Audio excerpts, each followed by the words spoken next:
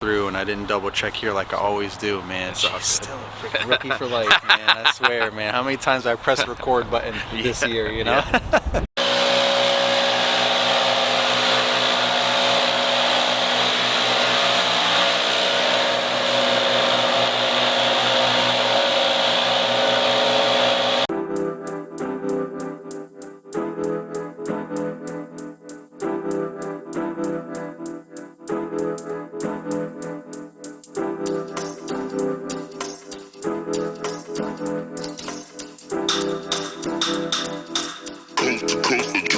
Next level.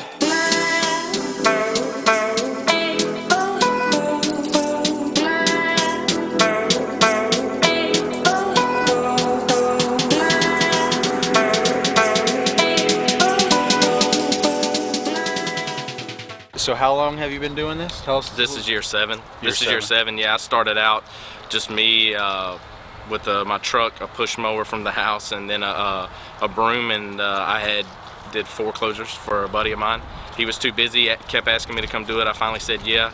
I think the first day I cut 3 properties. The first property took me like 2 or 3 hours or something like that. So, and now I'm up to, I fluctuate anywhere from 2 to 7 guys on regular. Sometimes I go up to 9.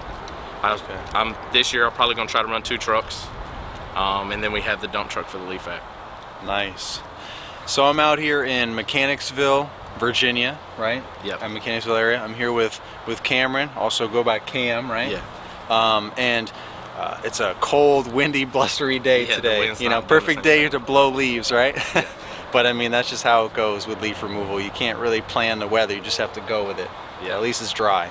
But so he was kind enough to let me come out here and check out his setup and watch some of the work in progress. He's going to head over to we're going to head over to another property. So those of you that have been following me recently, I really want to start looking into like what can I do this year to prepare myself for next year in the fall so that I can keep working full time and not, you know, usually I just kind of cut off right around when the grass stops growing, and then I just have some light cleanups, and that's about it. I've always kind of stayed away from removal and larger cleanups just because I one, didn't have the setup, and 2, I didn't have the manpower. So this year I had the manpower but not the work and not the setup. So it's like, all right, let's kind of get back to basics and see what I can do, learn from other peers and mentors in the industry and in my area, and see what I can do to be ready for next year and just get into leaf removal and leaf cleanups and all that, and whatever other kind of services I can offer over the winter to keep us all working, you know, full time. So this was an eye-opening time for me in the winter, but I have a lot more things in place with my business 5 years later that are more on automatic. So now I feel a little more comfortable diving into some new things and not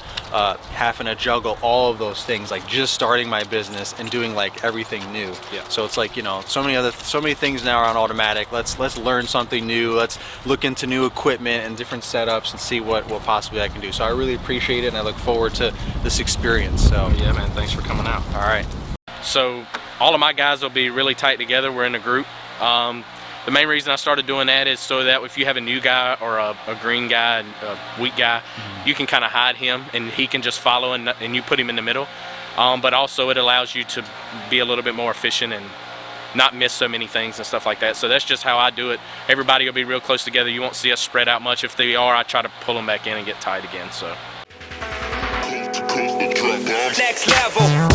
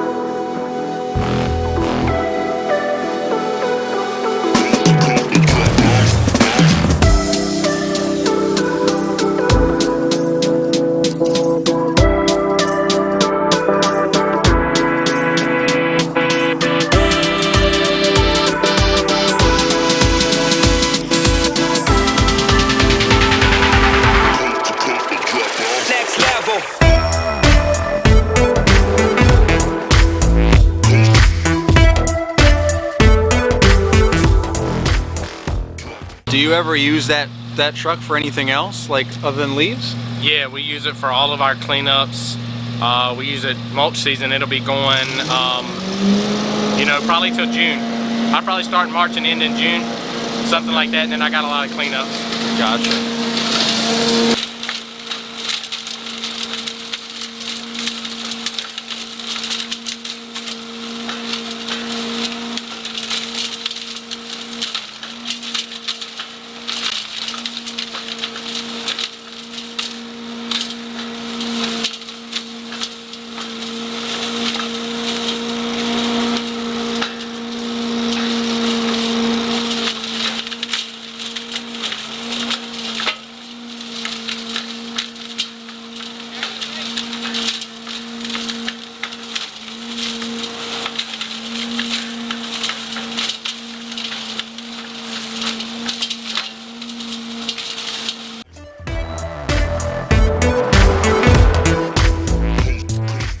Record this time. All right.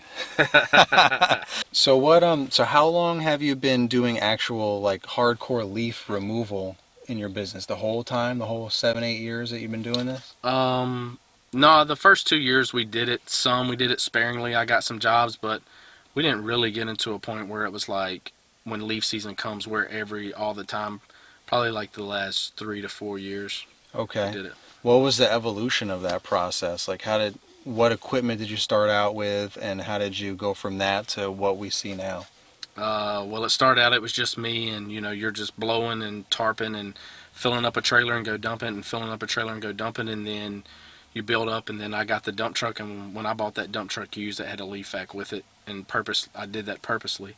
And then once you get the leaf vac, you'll notice that your business will just increase a whole lot more because you can get them done faster, and people will see you, and you're so loud, and you tend to draw attention to yourself more, and then people see how fast you do it and how easy you get them up, because they've had to go through the whole process where they're dragging tarps, right, and now they're like, oh nah, this works for me. Right. So it's not even necessarily like you advertise as much. It's more like the more accounts you took on as your business grew, the more opportunities for leaf cleanups came. Yeah. It's kind of what it seems like too. Yeah. So basically, you know, customer asks you to come out and give them an estimate for grass, then they usually ask whatever services you offer. And if they didn't ask, I went ahead and told them, here's all of our services that we offer. But yeah, a lot of that stuff will be where you're out, and especially if you can get on a busy road to sucking up leaves, you'll constantly get stopped, and then you kind of get some momentum in a neighborhood, and then it starts to roll. And that's really the thing, is if you can get some momentum in one neighborhood or in one area, then your name kind of gets out there, whether it's through social media or, you know, people just see you out, because leaf chops are not like grass cuts where you can come in here in 15, 20 minutes and out. Right. You're there some hour, 2, 3, up to 4 hours at times. So I think that's where you get you can build up that type of relationship with the neighborhood and build your customer base as far as the leaf side go. Next level.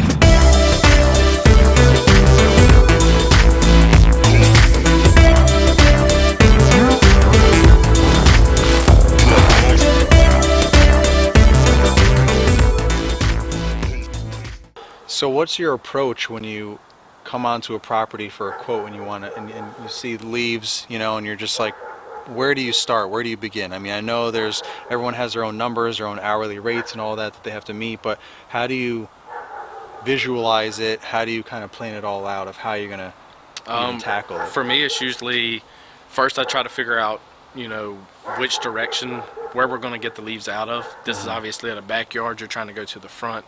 What kind of access do we have? So I try to figure out, because that's going to affect your time of how long it's going to take you to do the job. Then I also like to go around and kick the leaves if there's piles, see how wet they are, see how deep they are.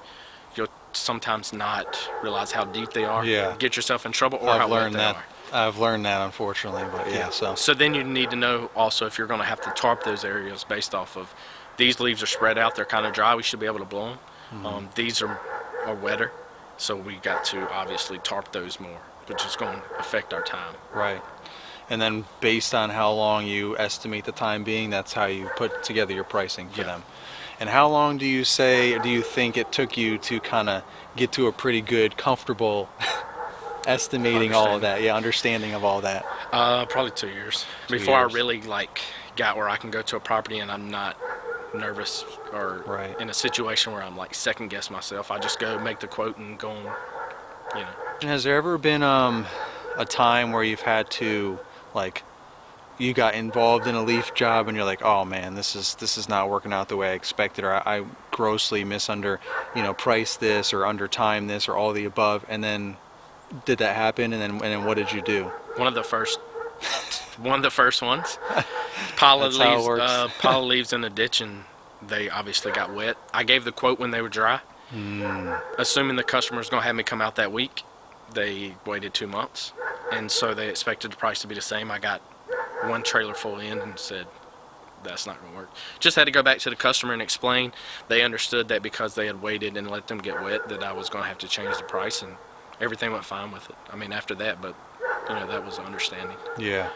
And then, like, what was your lesson learned from that? Just ask them when they plan on having this job done. Like, this, or give them a date. This price is only good for a week or 2 weeks or whatever it is. Because with leaf season, you got so much rain and snow and weather affects you. So you can't give out a price and say this price is going to be good for like this year or whatever. Right, I gotcha. Time sensitive Short-term, price, yeah. Short term price, weather related price. Yeah. Yeah, I gotcha. And sometimes you just got to know. Pine needles are a whole different thing from leaves. They're usually the same, whether it's wet or not wet. Leaves are a whole different game. Yeah. Well, thank you very much. I appreciate all your man, time thank you. today, and this definitely helped me a lot, and hopefully it'll help some of you guys out there. See you in the next one.